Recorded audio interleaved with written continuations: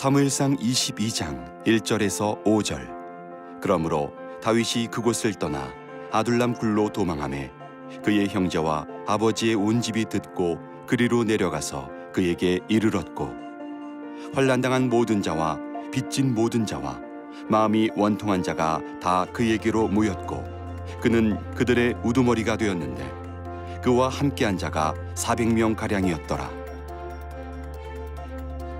다윗이 거기서 모압 미스베로 가서 모압 왕에게 이르되, 하나님이 나를 위하여 어떻게 하실지를 내가 알기까지 나의 부모가 나와서 당신들과 함께 있게 하기를 청하나이다 하고, 부모를 인도하여 모압 왕 앞에 나아갔더니 그들은 다윗이 요새에 있을 동안에 모압 왕과 함께 있었더라. 선지자 갓이 다윗에게 이르되, 너는 이 요새에 있지 말고 떠나 유다 땅으로 들어가라. 다윗이 떠나 헤렛 수풀에 이르니라.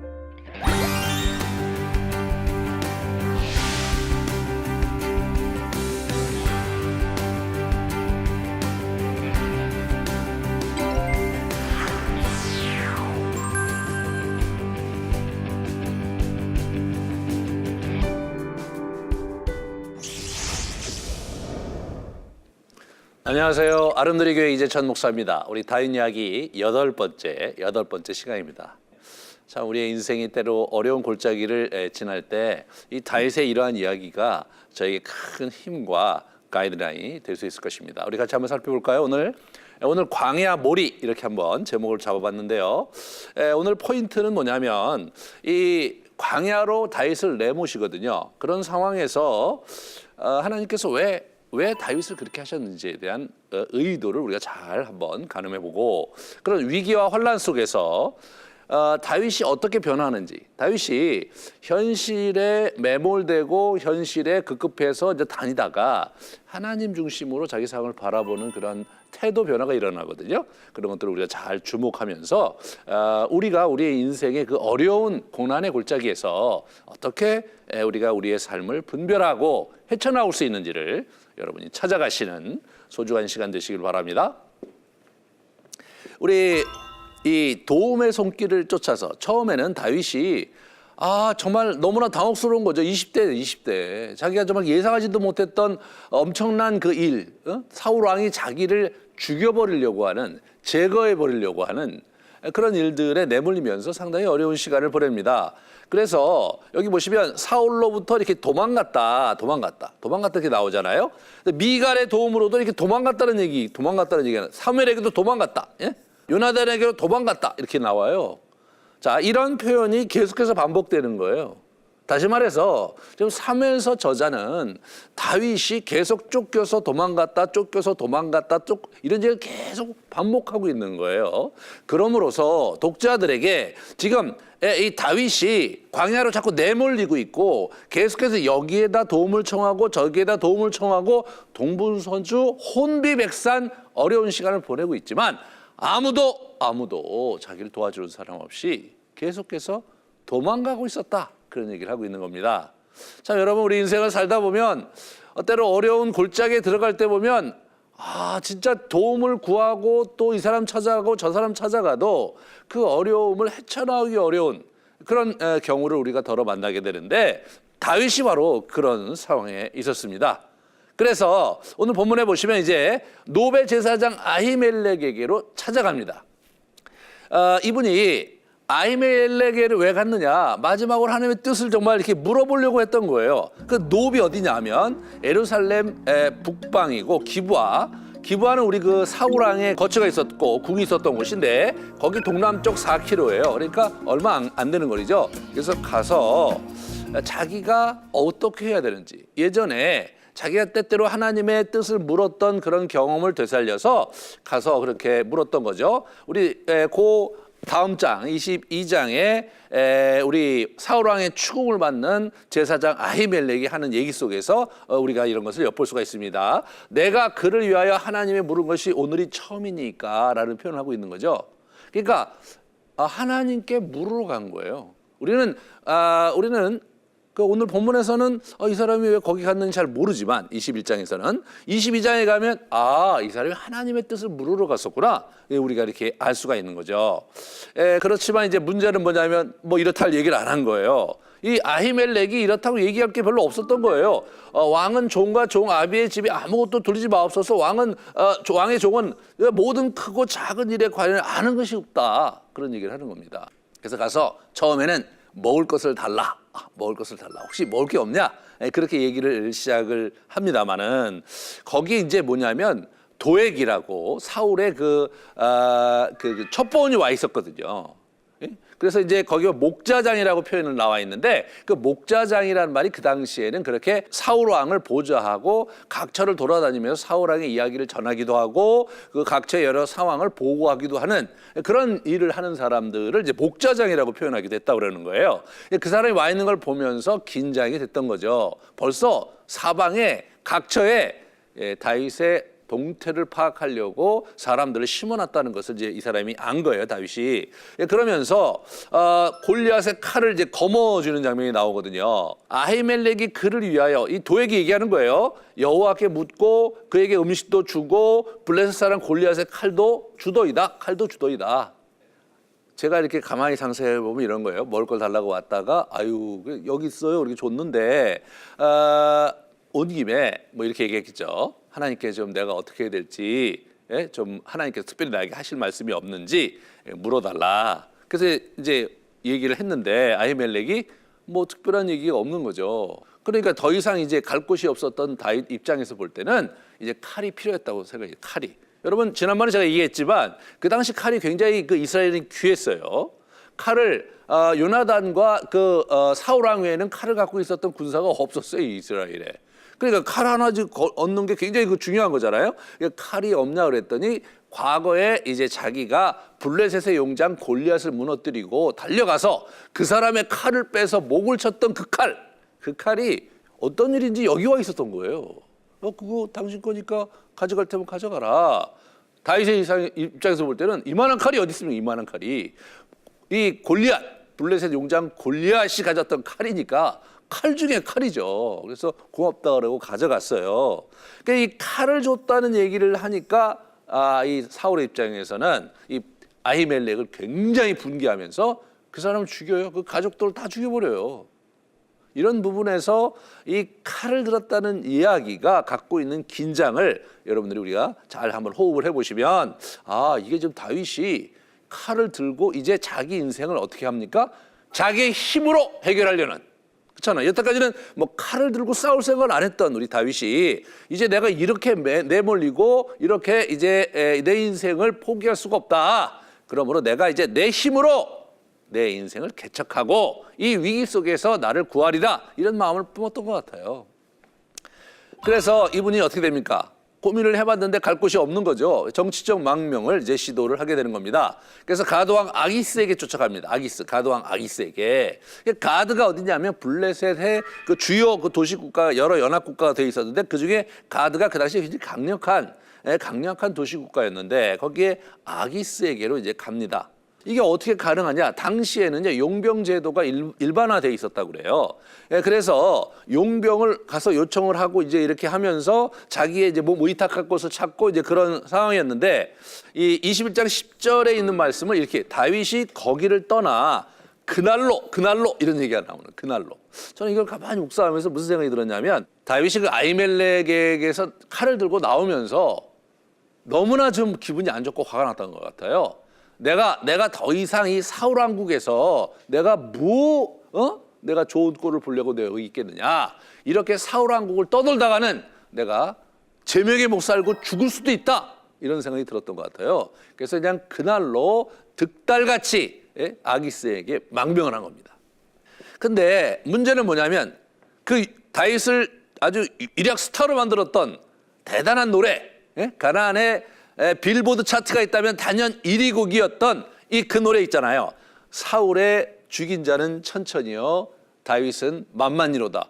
여러분 이 노래가 아기스 왕의 방백들 입에서 나오는 거예요. 아니 왕이시여 이게 무슨 소리입니까? 그 노래도 모르십니까? 사울이 죽은 자는 천천히요 다윗이 죽인 자는 만만이로다의 그 주인공 다윗이 아닙니까? 어떻게 저 사람을 우리가 용병으로 쓸 수 있습니까? 나중에 이제 뒤에 가서 이제 전쟁하는 장면이 나오는데 그 전쟁의 장면에서 이때 망명을 실패하지만 두 번째 망명을 이제 그 27장에 가서 성공을 하거든요. 근데 전쟁을 할 때 이 방백들이 와서 만약에 지금 전쟁을 해 사울왕하고 전쟁을 하는데 사울왕과 내통을 해서 협공을 하면 우리는 도저히 견딜 수가 없다 그러고 하면서 다윗을 전쟁에 참여시키는 것을 굉장히 반대하는 그런 이야기가 뒤에 흘러나옵니다. 그만큼 이게 다윗이라는 인물이 갖고 있는 그런 어떤 영향력은 막대했고 위험성도 막대했던 거죠. 그래서 이제 가드왕이 이제 그 얘기를 들으니까 어떻게 돼요? 분위기가 이제 싸해지고 굉장히 험악해졌던 것 같아요. 그래서 이 사람이 이제 겁을 먹습니다.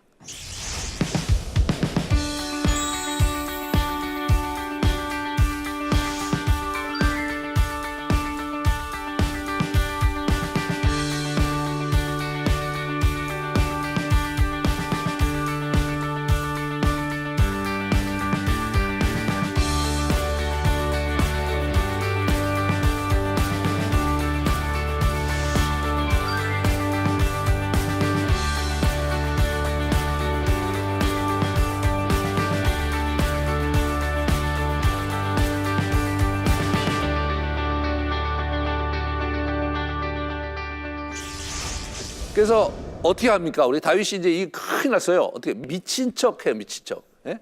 이렇게 침을 흘리고 막 문짝을 긁으면서 미친 척합니다. 이게 미친 척했는데 이 미친 척했다는 말이 무슨 얘기냐면 히브리어로 이 샤카라는 동사를 썼거든요. 이것은 그냥 우리가 생각할 때 미치다 그런 의미가 아니고 황홀경에 그러니까 무당들이 이 황홀경에 빠질 때 쓰는 단어가 저 단어였다는 거예요. 그러니까 이 사람이 뭘 한 거냐면 무당 또는 이제 그 당시에 이제 그 제사장들 이런 그러니까 신을 섬기는 제사장들 또는 무당들이 신접할 때 그 신의 그 어떤 임재를 체험할 때 또는 이제 신이 자기에게 와갖고 막 얘기를 하고 그러잖아요. 신접할 때 그런 형태의 엑스타시에 들어간 걸 얘기하는 거예요. 그래서 그거를 흉내를 낸 겁니다. 이 황홀경에 빠지는 거예요.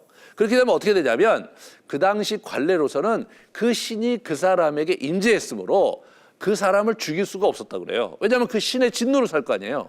그래서 다윗이 이때 위기를 모면한 것은 자기가 무슨 황홀경에 빠졌던 것이 아니라 그런 척하면서 이제 우리 그 아기스가 얘기를 하잖아요. 야 여기 미친놈이 없어서 나한테 미친놈을 데려왔냐 단장 내보내라. 이렇게 해서 이제 이 사람을 내보내는 장면을 우리가 이제 오늘 본문에서 볼 수가 있는 겁니다.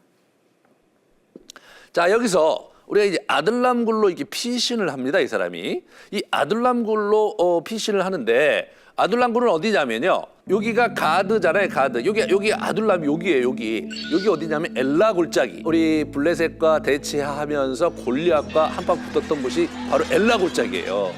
학자들에 의하면 이게 엘라 골짜기에 여기 보면은 굉장히 굴이 많다는 거예요.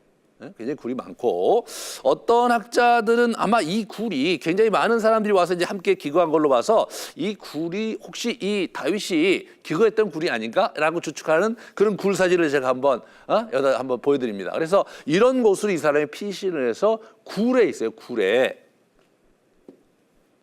그래서 이 사람이 이제 굴로 피신을 갔다가 여기서 큰 변화를 이제 갖게 되는데 그 변화를 보면은 어떻게 우리가 그 변화를 감지할 수 있냐면 하나님이 하실 것을 기다리는 거예요. 왕에게 이제 모압 왕에게 피신 가면서 요 이후로 달라지는 모습을 보게 돼요. 그러니까 여기 이 굴 아들람 굴과 미치지 않은 그 아기스 왕 요 어간에 무슨 변화가 있었던 것이 분명합니다.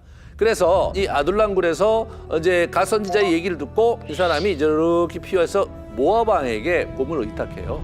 그래서 거기서 기다렸다가 사실은 다시 이제 이렇게 돌아가는 그런 형태로 우리가 이제 볼 수가 있습니다. 뭐라고 하냐면 하나님이 나를 위하여 어떻게 하실지 내가 알기까지 나의 부모가 나와서 당신들과 함께 있기를 청한다. 그러면서 이 모압 왕에게 그러면서 부모가 있는데 그 부모를 좀 도와달라 그렇게 얘기하면서 다윗이 요새에 있을 동안에 그 부모가 모압 왕에게 이제 의탁을 하게 됩니다.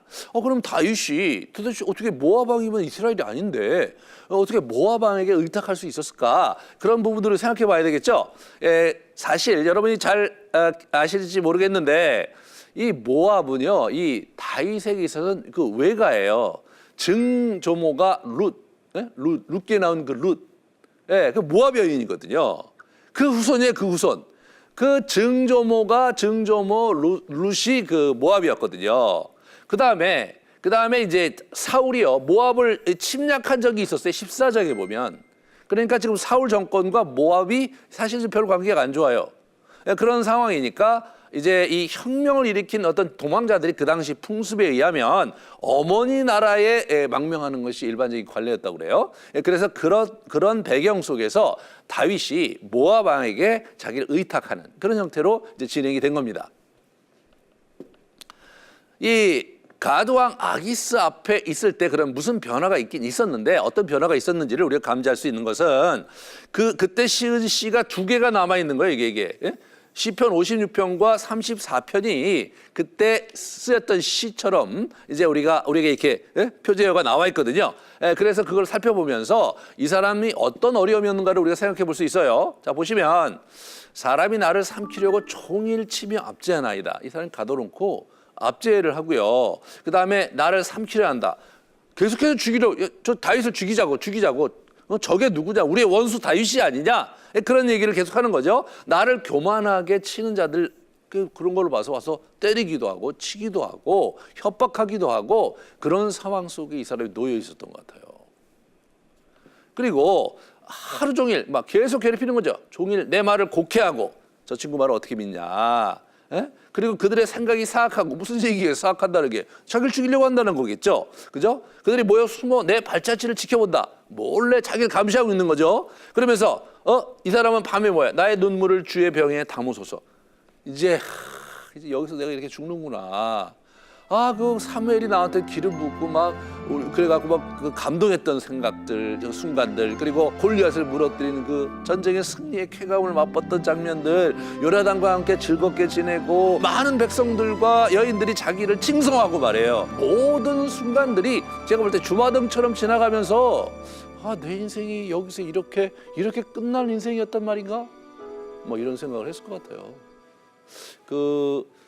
우리가 이제 인생의 어려운 골짜기를 지나갈 때 그런 생각을 우리가 하잖아요. 내 인생이 여기서 끝나는 거 아닌가? 그냥 죽어버릴까? 더 이상 내가 이 땅에서 몸둘 것도 없고 이 땅에서 어떻게 소망을 갖고 살 수가 없는데, 진짜 내가 내 인생이 이렇게 망가지는구나. 이런 절망감에 여러분 빠져보신 분이 있다면, 그리고 혹 지금 그런 상황에 계신 분들이 있다면 이 장면이 바로 그런 장면이었던 거예요. 그래서 이분이 어떻게 됩니까? 거기서 이 중심에 통해하면서 서원했어요. 어떻게 그 위기를 이 사람이 극복했느냐가 이 34편 여기 보시면 그 56편과 34편에 좀 우리가 알 수가 있어요. 내가 하나님을 의지하고 그 말씀을 찬송하올지라 내가 하나님을 의지하였은즉 두려워하지 아니하리라. 이 사람이 그 상황에서 하나님을 의지했던, 하나님을 강력하게 의지했던 그런 모습을 우리에게 이제 보여주고요. 그러면서 서원하는 거예요. 내가 주께 서원함이 있다. 서원이라는 것은 뭐예요? 하나님, 내가 하나님 앞에 이렇게 할 터이니까 만약 나를 살려주신다면, 만약 내가 이 위기를 돌파하게 된다면 하나님께 이렇게 갚겠습니다 라고 하는 그게 서원이잖아요. 이 사람이 그 죽음의 위기 속에서 서원했던 것 같아요. 그러면서 하나님 나를 구원해달라고, 하나님 나를 도와달라고, 나를 살려달라고 이 사람이 서원 기도를 한 거예요. 그럴 때 하나님께서 우리 다윗을 살려주신 거죠. 여호와는 마음이 상한 자를 가까이 하시고 충심으로 통회하는 자를 구원하신다. 이 사람이 회개를 한 거예요. 제가 가만히 생각해보면 뭘 회개했을까? 저는 이런 생각이 들어요. 자기가 하나님 의지하지 않고 요나단 쫓아다니고 또 이제 우리 그 사무엘도 쫓아가고 또 아히멜렉도 쫓아가고 그러면서 어떻게든지 주변 사람의 도움을 받아서 자기 인생을 어떻게 해결해 보려는 하나님께 나아가지 못했던 그런 자신의 그런 미련하고도 어리석은 모습을 하나님께 통해했을 것 같아요.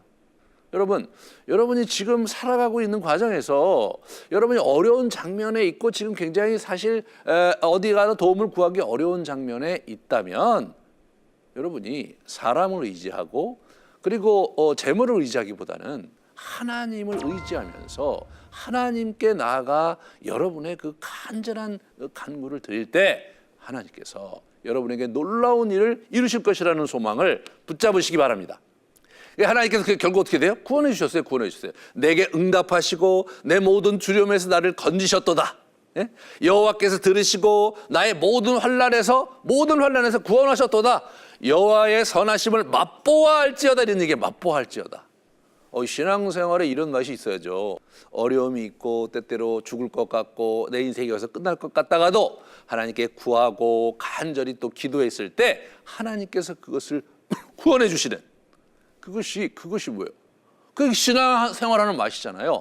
그 상황에서 정말 하나님께서 나를 구원하시는 분이시고 나를 도와주시는 분이시고 내 인생의 뜻을 갖고 계신 분이시구나. 이런 것을 우리가 이렇게 경험할 때 그 하나님을 맛보아하는 그게 이제 신앙생활에 아주 굉장히 중요한 기쁨이고 신앙생활에 아주 활력을 불어넣어주는 그런 순간인데 이 사람이 그 얘기를 하면서 그에게 피하는 자는 복이 있다라는 시를 우리에게 남겨준 거예요.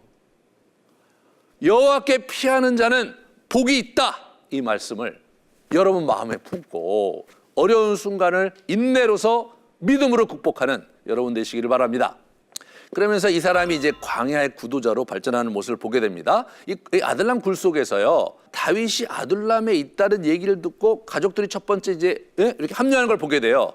그래서 이 사람이 이때 쓴 시를 아까 잠깐 봤는데 57장 그리고 142편에 보면 이 사람이 굴에서 쓴 또 다른 시들이 남아 있는데 그 장면에서 우리가 이분이 굴에서 뭐 했는지를 좀 엿볼 수가 있어요. 하나님이여 내게 은혜를 베푸소서, 내 영혼이 주께로 피하되 주의 날개 그늘 아래에서 이 재앙이 지나기까지 내가 피하겠다 라고 얘기하면서 그 고난 속에 하나님께서 자기를 구원해 주시고 그 위기를 이렇게 피할 수 있게 해달라는 간절한 기도를 하나님께 올리고 있고요.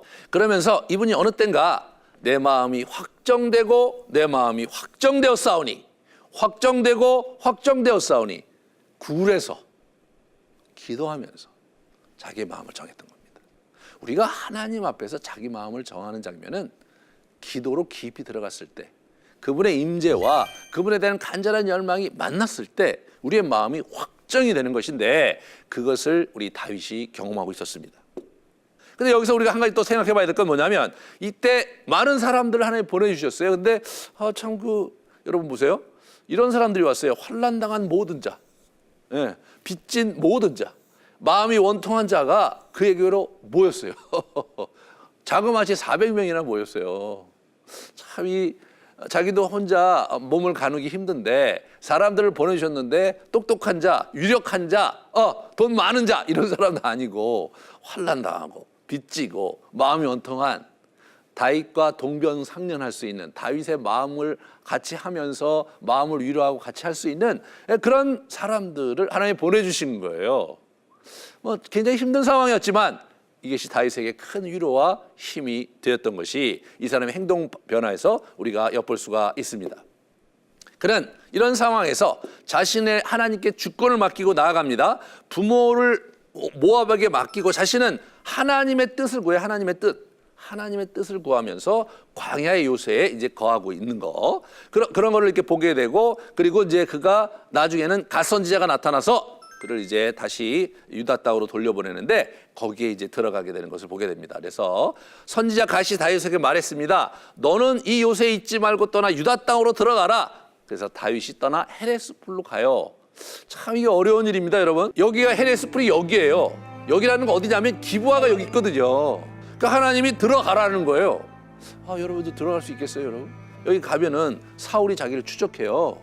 그런 상황에서 가라 그러니까 이 사람이 어떻게 가라 그런다고 가요. 이게 다윗의 위대한 눈입니다. 다윗이 하나님께서 자기와 함께 하신다는 것을 붙든 연후에 하나님께서 자기에게 말씀하시는 것을 듣기 시작하는 것입니다. 그래서 이 사람이 광야에 이제 스스로 순종하는 마음으로 가서 하나님이 원하시는 곳에, 하나님이 가기를 원하시고 있으라고 하시는 곳에 자기의 삶을 이제 두는 그런 멋진 모습을 우리에게 보여줍니다. 이러한 다윗의 모습 속에서 우리가 무엇을 배워야 되는가? 먼저 광야로 내모시는 하나님의 인도하심에는 다 깊은 뜻과 이유가 있음을 분별하고 붙잡아라. 다윗이 지금 그걸 한 겁니다. 자기가 굴 속에서 고민하고 또 기도하면서 하나님이 나에게 어떤 특별한 의미가 있고 뜻이 있으신가? 그래서 모압의 피신에서 기다렸는데 갓 선지자에게 응답을 듣고 이 사람이 잘은 모르지만 하나님이 나를 그곳에 두시는구나를 붙잡고 순종하는 태도를 보이고 있잖아요. 황량한 광야에서 소망을 놓지 말고 우리 이 다윗처럼 믿음으로 하나님을 붙드는 그런 삶을 견지합시다. 하나님의 사람들, 성경에 나오는 여러 하나님의 사람들이요, 하루아침에 위대한 사람이 된 게 아니라 그런 고난과 환난 속에서 연단을 받고 하나님께서 준비된 그러한 성품으로 바뀐 다음에 하나님께서 주시는 축복과 하나님께서 주시는 기회를 붙잡아간 사람들이었습니다. 하나님은 다윗을 이런 상황 속에 내모시면서 다윗을 준비시키는 그런 모습을 우리에게 보여주십니다. 다음 시간에는 그러한 다윗이 어떻게 하나님의 훈련과 연단을 받아가는가를 같이 보면서 여러분과 제가 또 어떻게 그렇게 가야 될지를 살펴보도록 하겠습니다. 긴 시간 수고하셨습니다.